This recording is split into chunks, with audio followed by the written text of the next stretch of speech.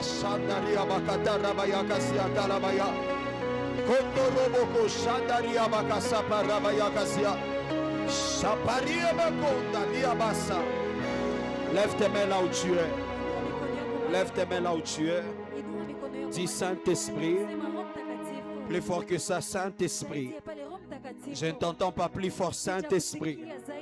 Plus fort que ça, Saint-Esprit. Je suis là ce soir. Enflamme-moi par ton feu. Plus fort que ça, Saint-Esprit. Je suis là ce soir. Enflamme-moi de ton feu. Enflamme-moi par ton feu. Encore une dernière fois, Saint-Esprit. Je suis là ce soir. Enflamme-moi de ton feu. Enflamme-moi par ton feu. Encore une dernière fois, Saint-Esprit. Je suis là ce soir. Enflamme-moi de ton feu. Est-ce qu'on peut acclamer fortement le Seigneur? Est-ce qu'on peut pousser le cri de joie pour la présence de Dieu qui est là au milieu de nous? Est-ce qu'on peut acclamer? Oh la Basatakeaba. Est-ce qu'on peut acclamer le Dieu des esprits de prophètes? Je croyais que tu vas faire mieux que ça. Je croyais que tu vas pousser le cri de joie plus fort que ton voisin. Est-ce qu'on peut accueillir le maître de la moisson? Le Saint-Esprit qui est en ces lieux. Le Saint-Esprit qui est en ces lieux. Le Saint-Esprit qui est en ces lieux. Est-ce qu'on peut célébrer Jésus? Oh la bachata kalabaya. Dis à 5 personnes d'une manière prophétique que ce soir ma vie va changer. Ce soir ma vie sera enflammée. Merci à la chorale. Dis à 5 personnes, trouve 5 personnes d'une manière prophétique. Dis-leur ce soir, ta vie sera enflammée, ma vie sera enflammée. Ah, est-ce que quelqu'un le croit ce soir? Si tu le crois, est-ce que tu peux pousser le cri de joie? Est-ce que tu peux... Oh, j'aime le Saint. Oh, la bashandaliaba. La gloire de Dieu est en ces lieux. La gloire de Dieu est en ces lieux. La présence de Dieu est en ces lieux. Est-ce que tu peux me donner un amen plus fort que ça? Genèse chapitre 45. Je cours derrière les temps. Que Dieu me fasse grâce que je puisse parler pendant 20 minutes et que nous puissions soupirer vers le Seigneur. Est-ce qu'il y a quelqu'un qui a soif ici? Est-ce qu'il y a quelqu'un qui a soif ce soir? Oh, je n'attends pas ton amen. Je t'ai posé une question. Est-ce qu'il y a quelqu'un qui a soif ce soir? Est-ce qu'il y a un homme ou une femme qui est assoiffé de Dieu? Est-ce qu'il y a un homme ou une femme qui a besoin de Dieu? Donne-moi un amen. Genèse chapitre 45. On va lire à partir du verset 22 jusqu'au verset 28. Et notre deuxième passage, ça sera un passage que tout le monde connaît. Matthieu chapitre 28 à partir du verset 18 à 20. On commence par notre premier texte. Je vais lire seulement en français pour gagner du temps. Tu seras en train de suivre dans ta Bible. Et au cas où tu n'as pas de Bible, il y a l'écran qui est devant toi. Tu pourras être en train de lire même sur l'écran. La Bible déclare: il leur donna à tous des vêtements de rechange. Là, c'est lorsque Joseph est en train de renvoyer ses frères vers leur père Jacob. Suis avec moi. Là, c'est lorsque Joseph est en train d'envoyer ses frères vers leur père qui est Jacob. C'est ça le verset 22. Après qu'il les rencontré en Égypte, il les renvoie vers leur père Jacob. La Bible dit: il leur donna à tous des vêtements de rechange. Et il donna à Benjamin 300 cycles d'argent et 5 vêtements de rechange. Il envoya à son père 10 ânes chargés de ce qu'il y avait de meilleur en Égypte, et 10 ânesses chargées de blé, de pain et de vivres pour son père pendant les temps de voyage. Il y congédia à ses frères qui partirent et il leur dit: ne vous querellez pas en chemin, Ils remontèrent de l'Égypte et arrivèrent dans le pays de Canaan auprès de Jacob leur père. Il lui dit, Joseph vit encore, et même celui qui gouverne tout le pays d'Égypte. Mais le cœur de Jacob resta froid, parce qu'il ne croyait pas. Ils lui rapportèrent toutes les paroles de Joseph, que Joseph leur avait dites, et il vit les chars que Joseph avait envoyés pour les transporter. C'est alors que l'esprit de Jacob, leur père, se ranima. Je reprends le verset 27. Ils lui rapportèrent toutes les paroles que Joseph leur avait dites. Il vit les chars que Joseph avait envoyés pour le transporter. C'est alors que l'esprit de Jacob, leur père, se ranima. Et Israël dit, c'est assez. Joseph, mon fils, vit encore. J'irai et je le verrai avant que je ne meure. Alléluia. Amen. Deuxième passage, Matthieu. Matthieu chapitre 28. Et on va lire seulement à partir du verset 18 jusqu'au verset 20. Matthieu chapitre 28, le verset 18 à 20. Un passage que tout le monde connaît, n'est-ce pas? Jésus s'étant approché, leur parla ainsi. Tout pouvoir m'a été donné dans le ciel et sur la terre. Allez, faites de toutes les nations des disciples, les baptisant au nom du Père, du Fils et du Saint-Esprit. Enseignez-leur à observer tout ce que je vous ai prescrit. Et voici, je suis avec vous tous jusqu'à la fin du monde. Est-ce qu'on peut acclamer la parole de Dieu pendant que nous nous asseyons dans la présence de Dieu? Que ceux qui sont éloignés prennent les chaises qui sont vides. S'il vous plaît, protocole, aidez-moi à classer très bien les gens dans la salle. Alléluia. Donne-moi un amen. Dis à ton voisin, bienvenue à Kadash. Change de voisin, dis à l'autre, bienvenue à Kadash. Celui-là n'est pas prophétique. Trouve un voisin qui est prophétique. Dis-lui, bienvenue à Kadash. Les rendez-vous de la visitation. Depuis hier, j'ai commencé ce thème qui est intitulé Samson, les renards et les champs des Philistins. Et j'ai commencé par placer des bases. J'ai placé des bases hier. Aujourd'hui encore, je vais placer des bases. Et puis demain, on va entrer dans des choses compliquées. Dis à ton voisin, demain, on entre dans des choses compliquées. Le dimanche, maintenant, ça sera très compliqué. Dis à ton voisin, le dimanche, maintenant, c'est très compliqué. Alléluia. Donne-moi un amen. Et j'étais en train de définir seulement hier les termes qu'il y a dans notre passage. Je vous ai donné la signification de Samson qu'il y a dans ces passages. Je vous ai dit que Samson représente la personne qu'on appelle Jésus-Christ. Représente la personne qu'on appelle Christ. Le deuxième terme que nous avons dans ces passages, nous avons parlé des renards. Je vous ai dit que les renards représentent l'Église. Ça représente l'ensemble du corps de Christ. C'est-à-dire toi et moi qui sommes enseignés et même d'autres églises peut-être qui ne sont pas avec nous ce soir. Nous tous nous représentons ce qu'on appelle les renards. Et je t'ai dit de saluer ton voisin en lui disant bonjour frère renard, bonjour sœur renard.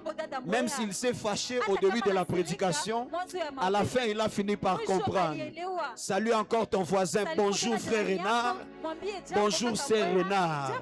Donne-moi un amen et je vais avancer. Et puis le troisième terme qu'il y a dans notre thème, on a parlé du chant des Philistins. Je vous ai dit que le chant des Philistins représente ce qu'on appelle les mondes. C'est-à-dire, en bref, notre thème parle de Samson qui est Jésus, qui enflamme les renards qui sont nous l'Église, et il les envoie dans les champs des Philistins, qui est le monde. Et je vous ai parlé de ce qu'on appelle aussi la moisson.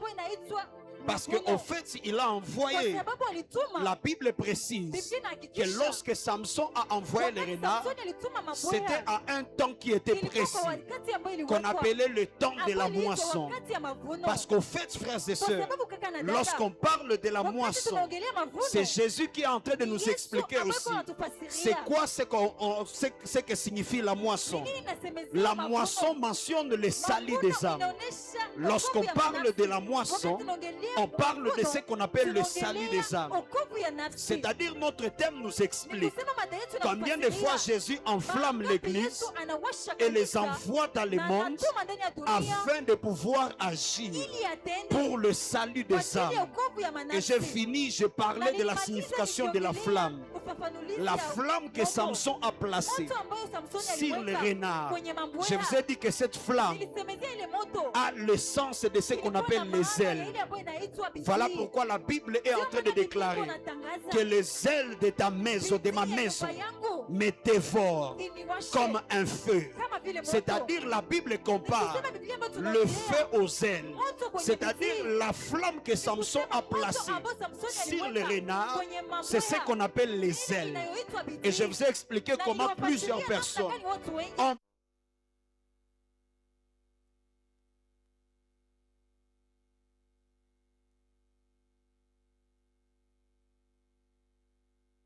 de toi a commencé à s'éteindre. Pour certaines personnes, c'était après une certaine circonstance de la vie, après quelque chose qui s'est passé. Cela a fait en sorte que tu as perdu ton zèle. Il y a des gens qui ont perdu leur zèle, tout simplement parce qu'ils se sont lancés à la vie des péchés. Et le péché a fait en sorte que la même personne qui était auparavant zélée, la même personne qui était auparavant active et active, après un certain temps, la personne perd même la vie à venir au culte, perd même la vie de pouvoir servir Dieu. Parce que tout ce que le diable amènera dans ta vie, comme problème ou comme difficulté, vous devez savoir, frères et sœurs, que cela a pour mission première de pouvoir nous voler ce qu'on appelle les ailes. Mais je lève ma main et je prie pour toi, que le diable ne réussisse pas à voler la flamme que Dieu a placée au-dedans de toi. Oh, je n'attends pas ton amen. Je suis en train de parler à 10 personnes. Peu importe les circonstances, le temps compliqué de la vie, je lève ma main et je prie que cela ne réussisse pas à voler les ailes que Dieu a placées en toi. Que cela ne réussisse pas à éteindre la flamme que l'Éternel a placée en toi. Donne-moi un amen et je vais avancer. Laissez-moi entrer maintenant dans des choses que j'ai à vous dire ici. Donne-moi un amen plus fort. La première des choses que j'aimerais que vous puissiez savoir, c'est que tous tels que nous sommes ici, le Seigneur ne nous a pas envoyés par hasard sur la terre. Ta venue sur la terre n'est pas dit par le fait du hasard. Mais tous tels que nous sommes ici, Dieu nous a envoyés pour une mission. Dieu nous a envoyés pour un objectif. Et l'objectif pour lequel Dieu nous a envoyés, c'est ce qu'on appelle le salut des âmes. Que tu sois pasteur ou pas, que tu sois apôtre ou pas, si et seulement si tu es un enfant de Dieu, tu dois savoir que ta présence sur cette terre n'est pas par hasard, mais ta présence sur cette terre, c'est pour accomplir la mission de Dieu. Et cette mission, c'est le salut des âmes. Le problème qu'il y a à l'église, c'est qu'on a réussi, je ne sais pas qui, à nous faire croire que le travail de la moisson des âmes appartient seulement aux hommes de Dieu. Le travail de la moisson des âmes appartient seulement aux évangélistes. Voilà pourquoi peut-être quelqu'un n'est pas venu, parce qu'il s'est dit cette conférence ne me concerne pas. Je ne sers pas Dieu. Je ne suis pas serviteur de Dieu.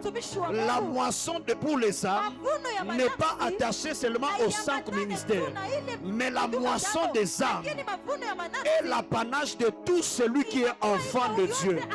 Que tu sois papa, que tu sois maman, que tu sois jeune, le salut des âmes, c'est la mission pour nous tous.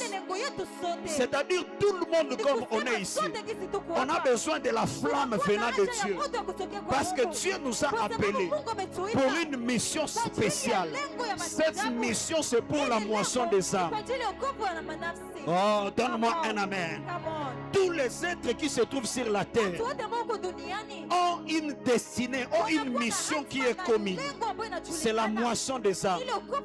On peut avoir des destinées qui sont différentes, mais la mission, elle est la même. Donne-moi un amen. On peut tous avoir, chaque personne a sa destinée. La destinée du frère Merveille n'est pas ma destinée. La destinée du frère Aaron n'est pas ma destinée. Mais ensemble, malgré nos destinées, on ne doit pas oublier que nous sommes appelés à la moisson des âmes. C'est-à-dire, même si tu es entrepreneur, tu n'es pas prédicateur, le Seigneur attend de toi, dans l'entrepreneuriat dans lequel tu te retrouves, que tu puisses gagner des âmes pour lui. C'est-à-dire, même si tu es commerçant, dans ton commerce que tu es en train de faire, le Seigneur attend de toi que tu gagnes les âmes, que tu amènes plusieurs personnes à lui. Mais le problème, c'est que les chrétiens croient qu'il faut gagner les âmes lorsqu'on part à l'église. Dis à ton voisin, tu dois gagner les âmes tous les jours de ta vie. Même à l'auditoire, chaque semaine, un chrétien qui se respecte, lorsque tu fais le bilan de la semaine, si du moins tu fais le bilan de ta vie, bon, on croit à ta place que tu fais le bilan chaque semaine. Mais à chaque fois que tu feras le bilan de la semaine, pose-toi toujours la question: combien de personnes j'ai gagné pour Dieu? Même si tu n'es pas pasteur. Voilà pourquoi la Bible nous parle de ces deux hommes qu'on appelle Pierre et Paul. Tous ils étaient apôtres du Seigneur. Ils avaient une destinée qui était différente, mais tous avaient la même mission. L'un était l'apôtre des gentils, des gens qui étaient des païens, des gens qui étaient des non-juifs. Mais l'autre était l'apôtre des juifs, l'apôtre des circoncis. Ils avaient des destinées qui sont différentes, mais pourtant tous ils étaient prédicateurs de l'évangile. Que ce soit chez les païens, tout comme chez les enfants de Dieu, ils avaient la même mission, c'est de prêcher l'évangile de Christ. Dis à ton voisin, que ce soit dans ton quartier, que ce soit au marché, que ce soit en route, n'oublie pas, nous tous on a la même mission: prêcher la bonne nouvelle de Christ. Je lève ma main et je prie que Dieu nous donne une génération des hommes qui sont loin par le Saint-Esprit, des hommes qui sont loin de l'onction du Saint-Esprit, afin que partout il se retrouvera, qu'ils soient des moissonneurs, des gens qui seront en train de conduire des gens vers Christ, des gens qui seront en train d'opérer pour le salut des âmes, parce que c'est ça notre mission. Est-ce que je parle à quelqu'un? Amen. Voilà pourquoi on vous dit tous les jours que tu dois avoir un bon comportement, parce que tu ne sais pas dans la vie qui est en train de te regarder. Certains saluts des âmes ne se passeront pas lorsque tu vas te lever ou prêcher. Certains saluts des âmes vont se passer lorsque les gens verront seulement la manière dont tu te comportes, et ils te poseront un jour la question: est-ce que tu es un chrétien? Tu leur diras: oui, je suis un enfant de Dieu. Ils te poseront la deuxième question: j'aimerais que tu puisses m'amener aussi vers le Dieu que tu pries, parce que j'ai observé tout le monde. J'ai trouvé qu'il y a quelque chose de différent en toi, parce que partout on se retrouve, frères et sœurs. Nous devons avoir la conscience que nous sommes des ambassadeurs du ciel.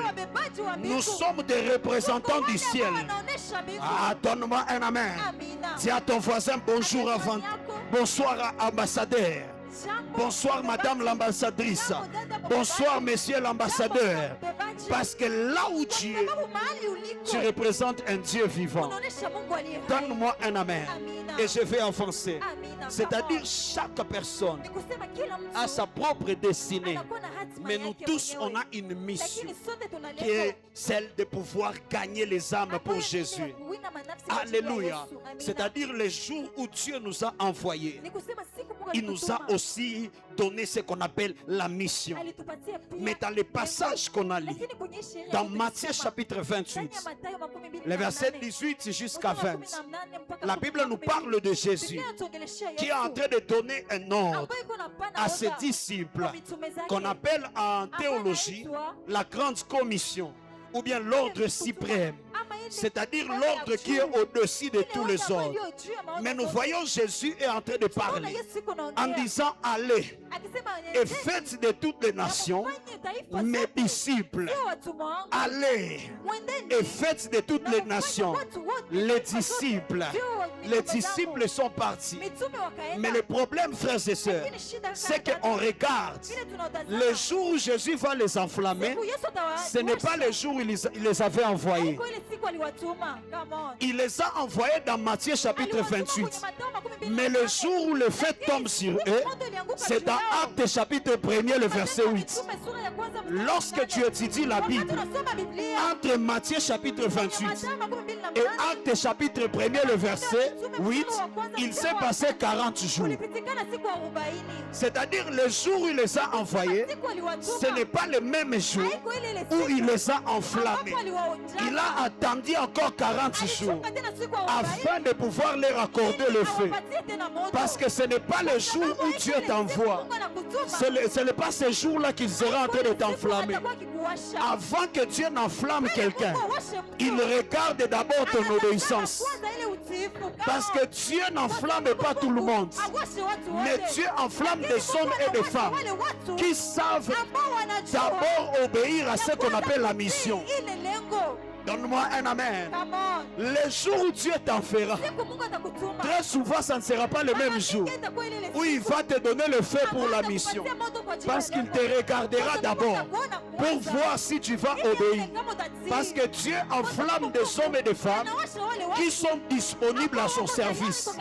Le problème qu'on a dans cette génération, pourquoi ma génération manque de feu?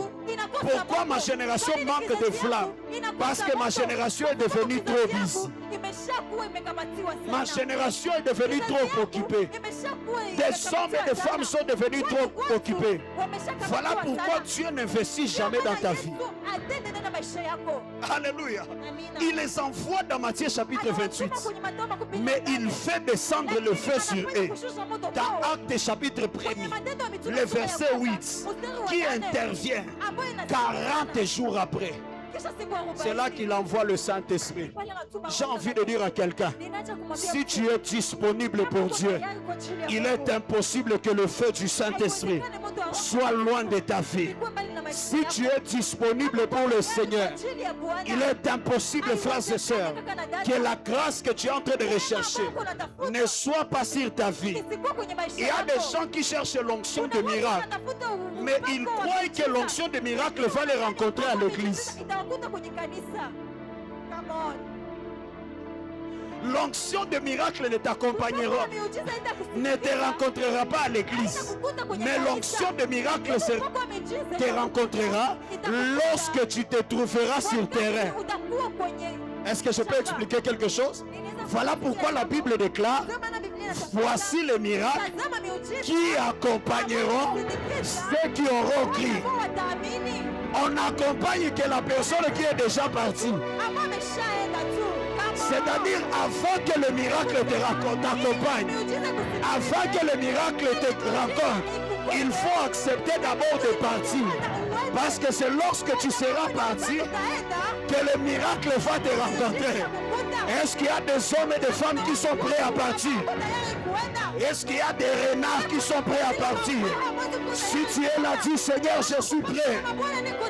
Les choses que tu es en train de rechercher, ça te rencontrera lorsque tu partiras.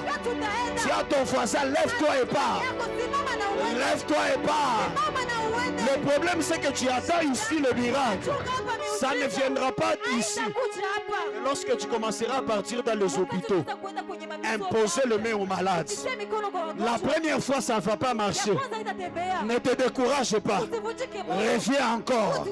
Impose le main aux malades. Pendant que tu seras en train de circuler chaque semaine, un jour toi-même tu ne seras pas conscient Tu vas imposer la main à un paralytique et il va te dire je suis guéri. Il va jeter le béquille parce que Dieu n'enflamme pas tout le monde. Dieu enflamme des hommes et des femmes qui sont disponibles pour la mission. Oh, donne-moi un amen. Mais le problème, assieds-toi, je vais te prêcher. Donne-moi un amen élastique. Donne-moi un amen et je te bombarde une prédication. La Bible déclare, il dit allez, faites de toutes les nations des disciples. Mais le problème, c'est que lorsqu'on lit ces passages, on a l'impression que c'est comme s'il y a deux ordres. Le premier ordre, il dit allez.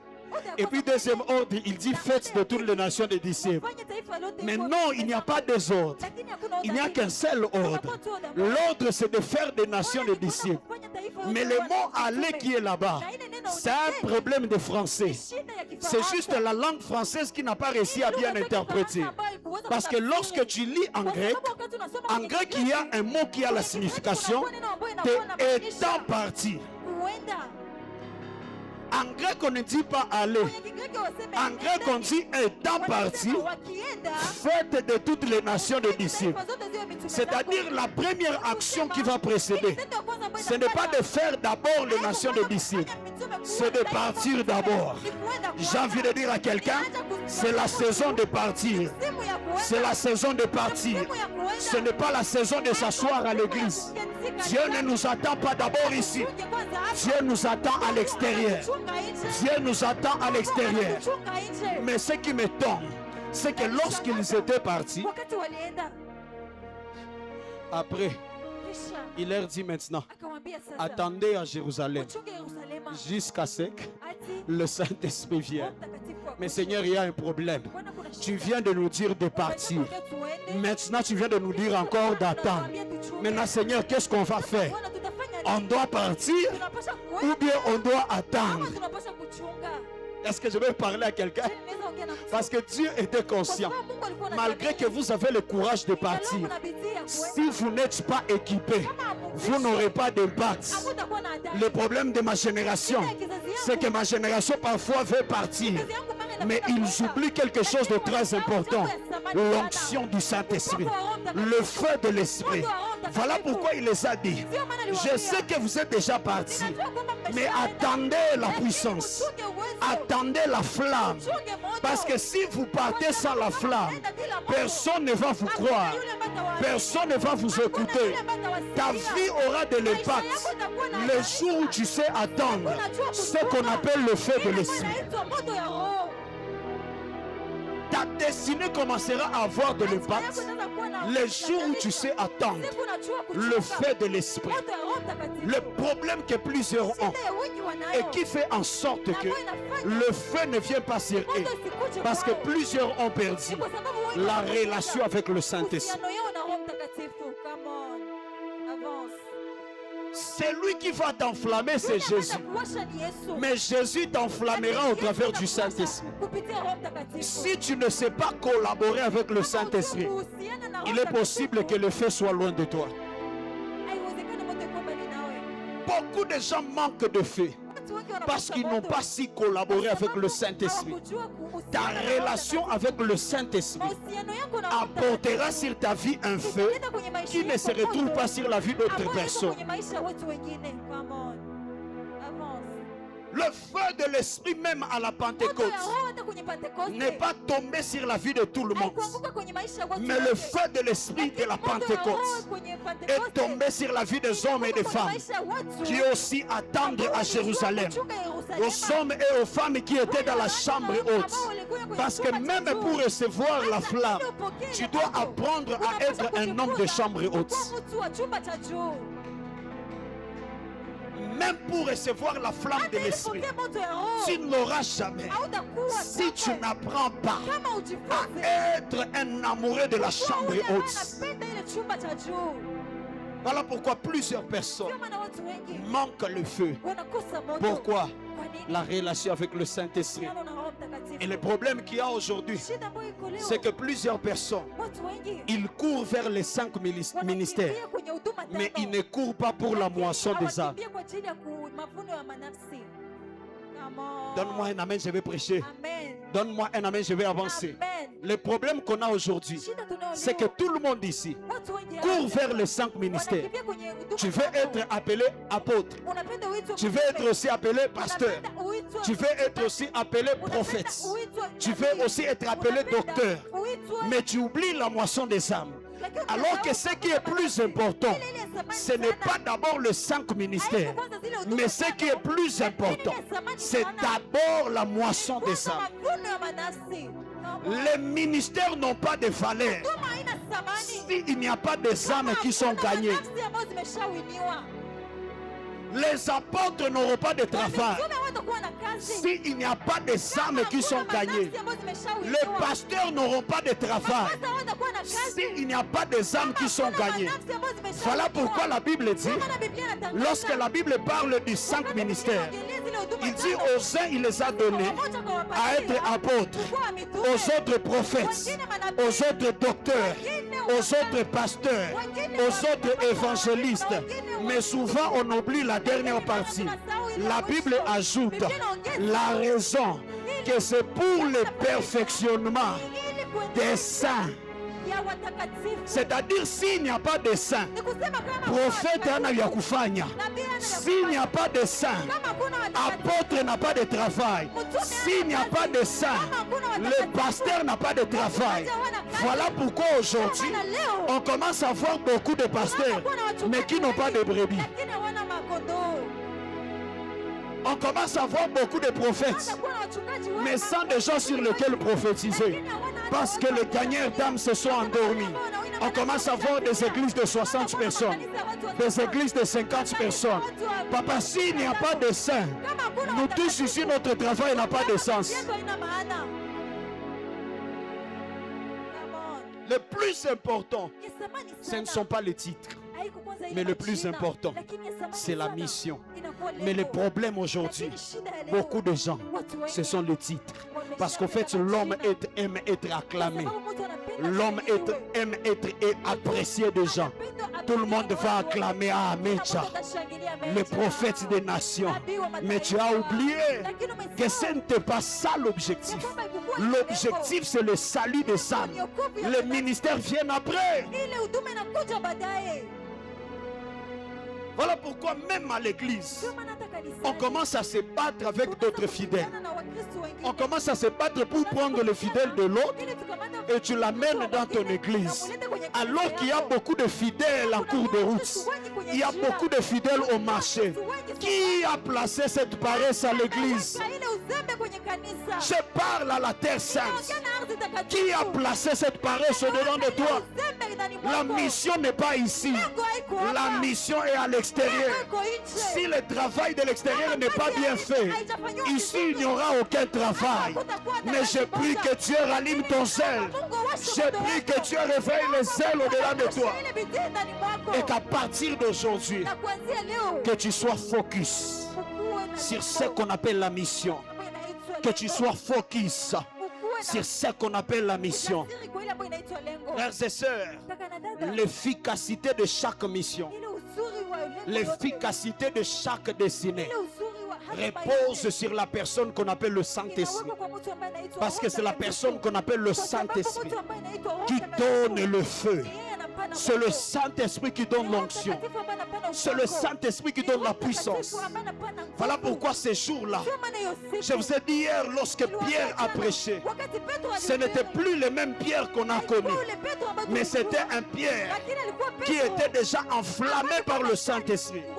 Et dans une seule prédication, plus de 3000 personnes ont été converties. Depuis combien de temps tu évangélises? Depuis combien de temps tu parles aux gens? Mais il n'y a pas d'impact. Il n'y a pas de résultat. Les gens ne donnent pas leur vie à Jésus. Frère, rentre en retraite, recherche la flamme. Combien de gens tu parles? À qui tu es en train d'évangéliser, mais personne ne se tourne vers Jésus. Le problème, c'est qu'il te manque la flamme que seule la personne du Saint-Esprit a la capacité de donner. Mais le problème de ma génération, on est devenu trop occupé. Tout le monde, si tu lui poses la question, pourquoi tu n'es pas en prière? On avait examen. On avait de deuxième session. J'étais en train de chercher l'argent. Pasteur, je suis cascadeur. Comment je vais vivre? Est-ce que Dieu t'a envoyé pour chercher l'argent? Est-ce que tu es sur cette terre pour chercher l'argent? Est-ce que c'est ça la mission principale? Ou bien ça c'est un objectif qui est secondaire? Et nous tous on est trop occupés. On a oublié la personne qui enflamme, qui s'appelle le Saint-Esprit. Donne-moi un amen. Frères et sœurs, le Saint-Esprit, c'est celui qui te donnera l'impact dans tout ce que tu seras en train de faire. Le Saint-Esprit fait des choses. Donne-moi un amen et je vais prier. Je vais te prêcher. Donne-moi un amen. Le Saint-Esprit fait des choses. Il travaille à des niveaux. Premièrement, le Saint-Esprit travaille dans celui qui est envoyé. Mais aussi, deuxièmement, le Saint-Esprit travaille dans la vie de la personne à qui tu as été envoyé, vers qui tu as été envoyé. Quelqu'un me comprend? C'est-à-dire le Saint-Esprit dans ta vie, la flamme de l'Esprit au-dedans de toi fera le travail à deux niveaux. Premièrement, dans la vie de celui qu'on envoie, dans la vie du renard qui est envoyé, mais aussi deuxièmement, dans la vie de la personne vers qui tu as été envoyé.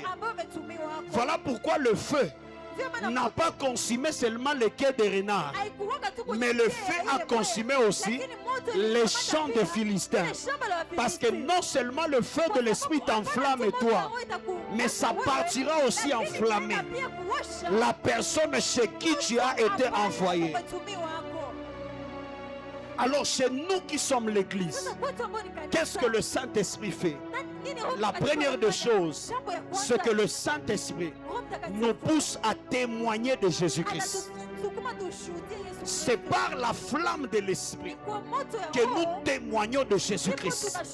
C'est par la flamme de l'Esprit que quelqu'un peut s'élever et commencer à donner un témoignage de Jésus. Beaucoup de gens n'arrivent pas à parler de Jésus. La plupart ici, nous avons ce qu'on appelle la honte. Nous avons la peur de se tenir au devant des gens et de parler de Jésus. La simple raison, c'est seulement parce que le Saint-Esprit n'est pas avec nous. Les jours où le Saint-Esprit t'enflammera, frère, tu n'auras jamais honte de parler de Jésus aux autres. Les jours où la flamme de l'Esprit tombera sur ta vie et sur ta destinée, tu n'auras jamais peur de parler. De partout où tu seras de la personne qu'on appelle Jésus. Est-ce que quelqu'un me comprend? La première des choses, il te pousse à témoigner de Jésus. Mais la deuxième des choses que le Saint-Esprit fait, donne-moi un amen et je vais prêcher, c'est qu'il nous équipe aussi de l'onction et de la puissance. C'est ça, c'est que j'ai parlé de l'équipement, n'est-ce pas? Ça te pousse à parler, mais aussi ça t'équipe, n'est-ce pas? Ça, c'est le travail que le Saint-Esprit fait chez toi. Mais je t'ai dit que la flamme de l'Esprit ne travaille pas seulement chez toi. Ça travaille aussi chez la personne vers qui tu as été envoyé. Et la première des choses que la flamme de l'Esprit fait chez cette personne, c'est que cette flamme sera en train de convaincre la personne du péché. Chez nous, ça nous pousse à témoigner de Christ. Mais chez les personnes vers qui nous sommes envoyés, ça les convainc du péché. C'est-à-dire, pour qu'il y ait l'impact, le feu ne doit pas être d'un seul côté. Le feu doit être de deux côtés. Le feu ne doit pas être seulement sur les quais des renards, mais le feu doit être aussi sur le champ des Philistins. Voilà pourquoi, frères et sœurs, lorsque tu prêches à quelqu'un la bonne nouvelle, lorsque tu parles à quelqu'un de Jésus, ce qui fait en sorte que la personne soit convertie, ce ne sont pas d'abord tes paroles, mais ce qui fait en sorte que la personne change et qu'il soit convaincu, c'est la flamme de l'Esprit qui va le toucher. C'est-à-dire la flamme de l'Esprit agit dans la bouche de celui qui est envoyé, mais aussi dans les oreilles de ceux qui tu as été envoyé. Est-ce que je parle à quelqu'un? Est-ce que je parle à quelqu'un? J'ai envie de dire à quelqu'un, Après ces 4 jours, la flamme avec laquelle tu quitteras dans cette église, ça travaillera et chez toi, même chez la personne vers qui tu seras envoyé. Ah, donne-moi un amen. La flamme que Dieu va te donner pendant ces 4 jours, non seulement ça va jouer vers toi, mais ça va jouer envers les gens chez qui tu seras en train de parler. Parce que la saison arrive, frères et sœurs, où nous devons avoir l'impact dans notre entourage. Nous devons avoir l'impact vers les hommes et les femmes chez qui Dieu nous envoie. Donne-moi un amen. Je refuse que la génération d'aujourd'hui manque de l'impact dans leur destinée. Je lève ma main et je prie que le Dieu de nos pères spirituels, le Dieu qui a donné des résultats à nos pères, qu'il se souvienne de nous aussi qui sommes les fils, et que ce même Dieu nous donne aussi des résultats. Si nos pères ont réuni des foules, je prie que le même Père Dieu qui agit avec nos pères, qu'il nous donne aussi cette grâce d'attirer les foules vers Jésus, d'attirer les foules vers Jésus. Donne-moi un amen. Voilà pourquoi dans Genèse chapitre 42, j'ai fini par ici, on va prier. La Bible nous parle au travers de ces passages d'une manière prophétique des caractéristiques ou bien des types de flammes que doit avoir la personne qui est envoyée par Jésus. Quels sont les types de flammes? Quelles sont les caractéristiques que doit avoir le renard que Samson envoie, l'église que Jésus envoie? La première des choses que nous voyons, cette histoire de Genèse 45 intervient lorsque Joseph fait la rencontre avec ses frères. Je vous ai dit ici le contexte. Et il envoie ses frères vers leur père. C'est là que Genèse 45 intervient. Mais la première des choses qui se passe, c'est qu'avant que Joseph ne puisse faire retourner ses frères vers Jacob, dans Genèse chapitre 45, le verset 3, la Bible nous montre la première des choses que Joseph fait, c'est que Joseph se révèle à ses frères. Quelqu'un ne me comprend pas. Avant de les envoyer, il prend d'abord soin de se révéler à ses frères. Parce que jusque-là, ses frères ne connaissaient pas qui il était. Ils savaient toujours que c'est quelqu'un de la maison de Pharaon qui a décidé de nous faire du bien. Mais ils ne savaient pas que c'était Joseph. Mais avant que Joseph les voie vers Jacob, la première des choses que Joseph fait, c'est que Joseph se révèle à eux. Il dit que c'est moi Joseph. Genèse 45, le verset 3. Il se révèle. Il dit c'est moi Joseph. Par frères et sœurs, la première des choses, la première flamme que Jésus, au travers du Saint-Esprit, placera en toi avant de t'envoyer, c'est la flamme de la révélation de Jésus. La première flamme, et c'est ça ma prière pour ce soir, c'est que le Jésus que nous prêchons, le Jésus de la Bible, se révèle à chacun de nous ici. Il est impossible de témoigner de Jésus si au préalable ce Jésus-là ne s'est pas révélé à toi. Quel est le témoignage que tu vas donner? Beaucoup de gens ont du mal à témoigner de Jésus. La seule raison, homme de Dieu, c'est parce qu'ils ne connaissent pas qui est Jésus. Le problème qui fait en sorte plusieurs personnes, tu ne prêches pas Jésus dans ton quartier, tu ne prêches pas Jésus dans ton université. Parfois ce n'est pas le problème de la paresse, mais le problème c'est que tu ne connais pas qui est ce Jésus. Pour être un témoin, tu dois avoir la révélation. Voilà pourquoi avant de les envoyer, Joseph s'est révélé à eux. Il a dit je suis Joseph. Je lève ma main et je prie pour toi. que Jésus se révèle à toi. Je n'attends pas ton amen, c'est ça le problème. Je n'attends pas ton amen. Je prie qu'après ces 4 jours, que la révélation de Jésus vienne sur toi. Que la révélation de Jésus vienne à toi. Que la révélation de Jésus te rencontre. Parce qu'il est impossible de le témoigner si tu ne le connais pas. Ma génération a du mal à témoigner Jésus parce qu'ils ne connaissent pas qui est Jésus. Le problème parfois ce n'est pas toi, mais le problème c'est que tu n'as pas la révélation. Le jour où tu auras la révélation, les gens croiront que tu as la folie. Tu sortiras et tu partiras. Ah, donne-moi un amen.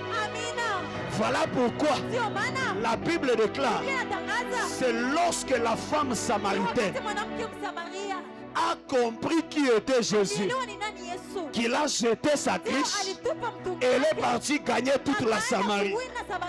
La femme samaritaine n'a pas jeté de cruche alors qu'elle n'avait pas d'abord la révélation. C'est dès l'instant qu'elle a eu la révélation qu'elle a jeté sa cruche. La cruche, c'est ça ton besoin. La cruche, c'est ça tes activités de tous les jours. Tu gardes ton besoin de chercher toi le diplôme, ton besoin des études là. C'est parce que tu n'as pas encore la révélation de Jésus. Les jours où tu auras la révélation de Jésus, je ne te dis pas d'abandonner les études, mais les études ne sera plus la priorité de ta vie. La cruche que tu as, c'est le mariage que tu cherches tous les jours. C'est parce que tu ne connais pas qui est Jésus. Les jours où tu connaîtras qui est Jésus, tu vas oublier les affaires des hommes à côté et tu vas rechercher à le faire connaître aux autres. Parce que tu ne peux faire connaître que quelqu'un qui s'est révélé à toi. Tu ne peux pas expliquer aux gens qui est le pasteur Gédéon si je n'ai pas pris le temps de me révéler à toi. Le problème, c'est qu'il y a une confusion à l'église. On cherche à expliquer aux autres celui que nous-mêmes on n'a pas connu. Le problème de mon église, c'est qu'on cherche à expliquer aux autres celui que nous-mêmes on n'a pas connu. Comment est-ce que tu vas expliquer aux autres le Jésus que tu ne connais pas? Je prie que Dieu te fasse grâce et que Dieu se révèle à toi. Les jours où Dieu se révèle à toi, frère, ta vie commence à changer. Il est impossible que tu aies la révélation de Jésus et que tu restes la même personne. Cette femme ne savait pas qu'en elle dormait l'évangéliste des nations. Cette femme ne savait pas qu'en elle il y avait la flamme pour l'évangile. Mais lorsque Jésus s'est révélé à elle, elle a commencé à parler. Venez voir celui qui m'a tout dit. Et la Bible déclare, les gens couraient de partout dans la ville et ils partaient pour aller chercher Jésus. Tu invites les gens ne viennent pas parce que tu n'as pas encore la révélation de Jésus. Le jour où tu auras la révélation de Jésus, tu parleras au travers de ton témoignage. Ah, je vais dire des choses compliquées. C'est la révélation de Jésus qui te donne le témoignage. C'est la révélation de Jésus qui te donne le témoignage. Si Jésus ne se révèle pas à toi, quel est le témoignage que tu vas donner aux autres? Tu vas dire, je venais chez Jésus. Jésus donne l'argent. Alors que toi-même, tu manques même 1000 francs pour payer le transport. Comment est-ce que les gens vont venir sur ton Jésus alors que toi-même tu n'as rien? Mais il suffit que Jésus se révèle à toi. Si tu es un multimillionnaire, tu viens dans ton auditoire, tu leur dis demain vous tous allez à l'église. Je paye pour vous tous vos frais académiques. Papa, tu ne vas même pas insister. Eux-mêmes vont commencer à te suivre. Voilà pourquoi, frères et sœurs, Jésus a dit aux gens, je sais que vous me suivez, non pas d'abord parce que vous aimez la parole, mais je sais que vous me suivez parce que vous avez besoin de pain. vous avez vu, j'ai multiplié le pain. Pose la question à ton voisin. Où est la multiplication du pain que les gens vont suivre? Où est la multiplication de pain? Où est la multiplication de pain? J'ai maudit cette saison. Des gens qui partent gagner les âmes avec la pauvreté de leur côté. J'ai pris que Dieu change cela pendant ce cadage. Que Dieu se révèle à toi. Qu'il te donne quelque chose qui fera en sorte que les gens ne vont pas refuser ta prédication. Les gens ne vont pas refuser ton évangile. Si c'est l'onction des miracles, je prie que le Dieu de la Bible t'accorde une onction de miracles qui fera en sorte que lorsque tu vas prêcher, si les gens doutent encore, tu vas dire amenez les paralytiques. Les paralytiques vont commencer à marcher. Et lorsque tu vas faire l'appel au salut, personne ne va refuser parce qu'ils feront les évidences. Tu as la révélation de Jésus. Tu as la révélation de Jésus. Tu as la révélation de Jésus. Elle a pu gagner toute la Samarie parce qu'elle avait la révélation de Jésus. Elle a pu gagner toute la Samarie parce qu'elle avait la révélation de Jésus. Ta famille ne te suit pas à la terre sainte. C'est parce qu'il voit ta vie encore réforme et vite. Mais le jour où Dieu se révèle à toi, parfois toi-même tu ne vas pas parler. Et même il faut commencer à venir. On est fatigué. On est fatigué. Je prie que le Dieu de nos pères se révèle à nous afin que la même révélation qu'on aura, on puisse l'apporter aux autres. Qu'est-ce que tu diras lorsque tu parleras aux autres? Les gens de ton travail ne te suivent pas à l'église. Parce que lorsqu'ils regardent ta vie, et ils sont mieux que toi-même. Comment est-ce qu'ils vont te suivre? Les gens de ton auditoire ne viennent pas. Parce que lorsqu'ils te regardent, toi-même tu te bats avec les deuxième session. Comment est-ce qu'ils vont te suivre? Mais si tu étais le plus excellent, ils pourraient te suivre sans la prédication. Je prie que Dieu se révèle. Elia, Elia, Elia, Shakapaya. Il faut que Dieu se révèle. Il faut que Dieu se révèle. Il faut que Dieu se révèle. Dans 5 minutes, je vais clôturer le culte. Mais j'aimerais que tu pries avec tout ton sérieux, en disant que le Dieu de la Bible se révèle à moi. Que le Jésus de la Bible se révèle à moi. Tu n'as pas d'impact dans ton business parce que Jésus ne s'est pas révélé. Tu n'as pas d'impact, frères et sœurs, parce que Jésus ne s'est pas révélé.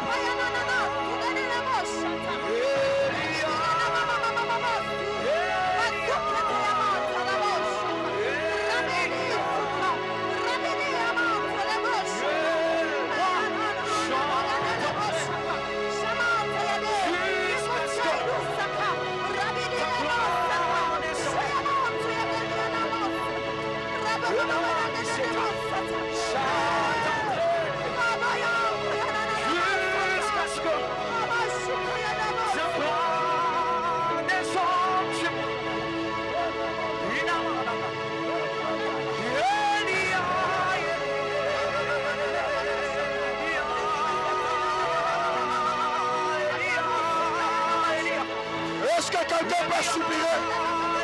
Soupire vers Jésus. Soupire vers Jésus. Soupire vers Jésus. Soupire vers Jésus. Roboto Sakata. Shepeleme Akata la Mayaka.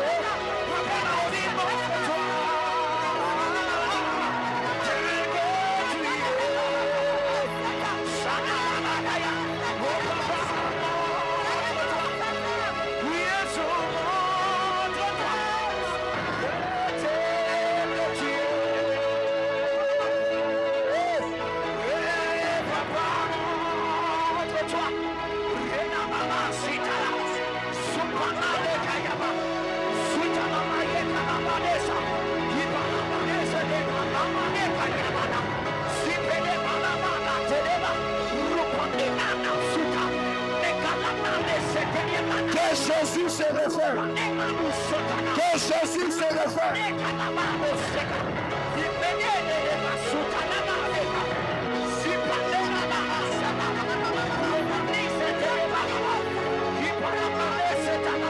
Que Jésus se réfère. Prie.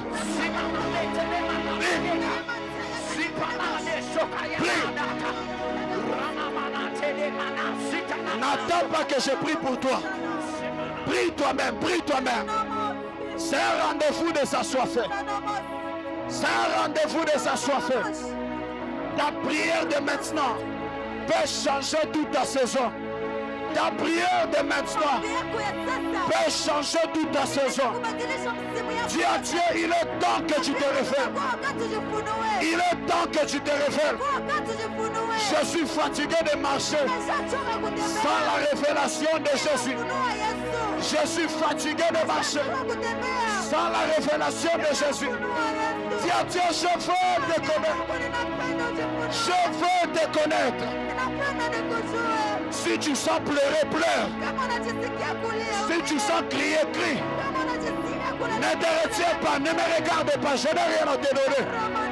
C'est la révélation de Jésus qui peut changer ta vie. C'est la révélation de Jésus qui peut changer ta vie. La révélation de Jésus. La révélation de Jésus. Même les disciples qui marchaient avec lui, le problème, il n'a fait pas la révélation. Le jour où ils ont eu la révélation, c'est le jour où leur saison a changé. C'est quand est-ce que Pierre est devenu le plus grand apôtre. C'est le jour où il a eu la révélation de Jésus. Jésus a dit à Pierre, tu es Pierre, et sur toi, je bâtirai mon église.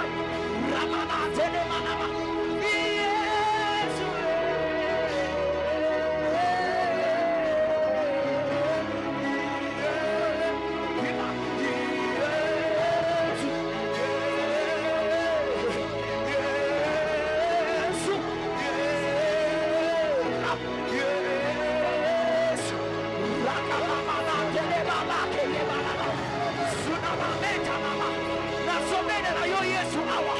Iya komone sakalo lengosa. Iya katoke nelomo. Na lembiko tabola maboko. Na lembiko tabola nakata. Amabana. Na lembiko tabola maboko. Na sana posa na nakata minister na mai. Na sana posa na nakata please na mai. Na sana posa na nakata na manasa. Ipana mando sheka. Jésus est là. Jésus est là. Jésus est là. Juste le piano. Jésus est là. Jésus est là. Père, je te prie. Révèle-toi à ce peuple. Père, je te prie. Ne reste plus caché. Révèle-toi à ce peuple. Père, je te prie, ne reste pas caché. Révèle-toi, ce peuple. Père, je te prie, ne reste pas caché. Révèle-toi, ce peuple. Sobo, que les portes de cieux s'ouvrent. Que les portes de cieux s'ouvrent. Et que tu entendes la voix qui te dit, monte ici et je te ferai voir des choses cachées.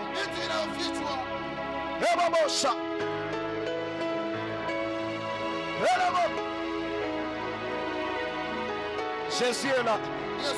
Oh, quelle atmosphère.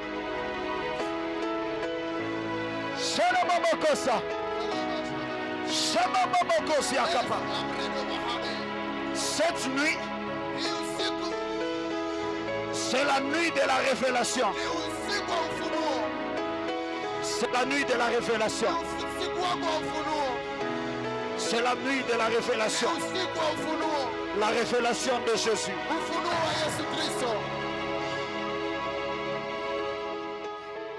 Shalaba. Haha.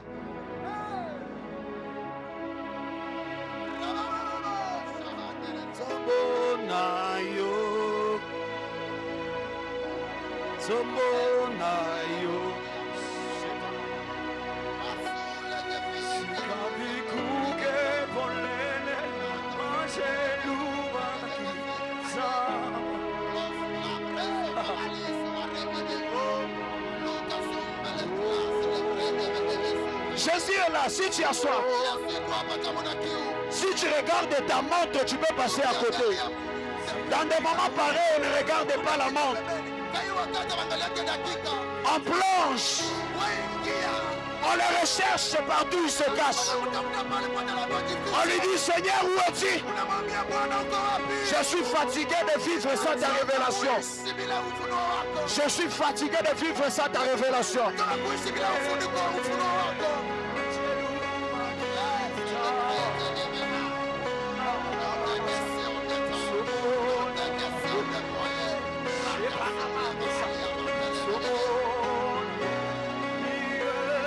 Écoute, écoute.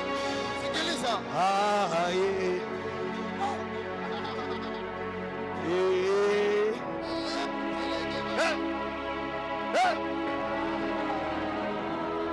Si tu peux partir, tu peux voir les anges maintenant. Le ciel est ouvert. Tu peux les rencontrer maintenant.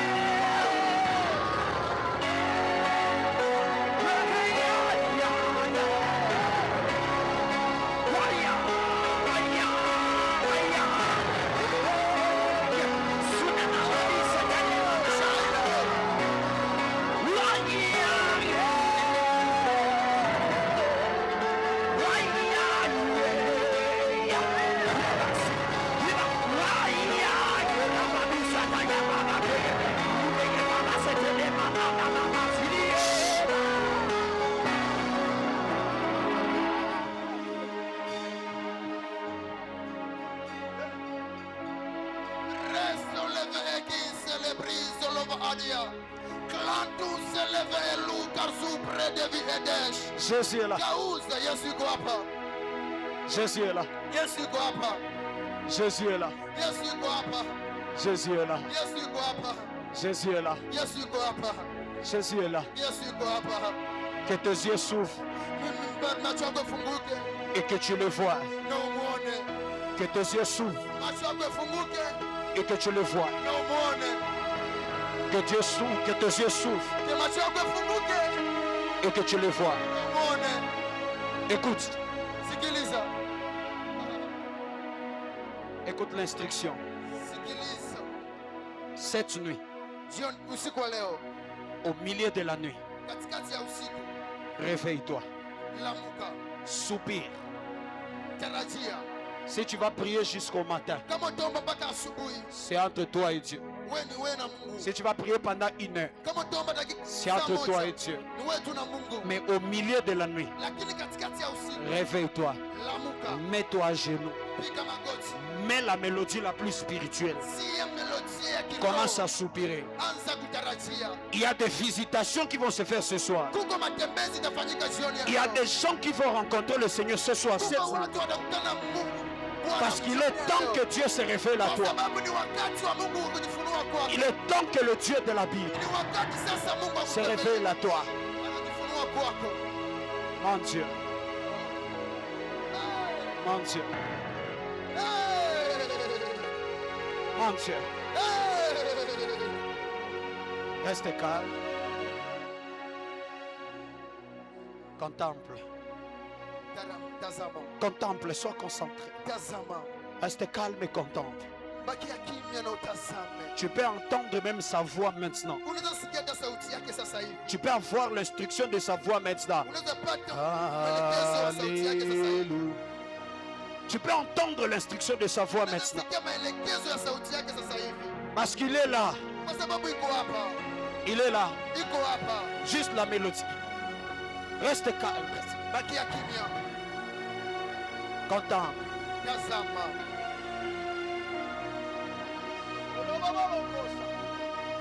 Contemple. Sois focalisé sur Jésus. Oublie ce qui se passe à gauche, à droite. Il y a quelque chose qu'il va te communiquer. Qu'il va te communiquer. Soupir. Il est temps que Jésus se révèle. Il est temps que Jésus se révèle.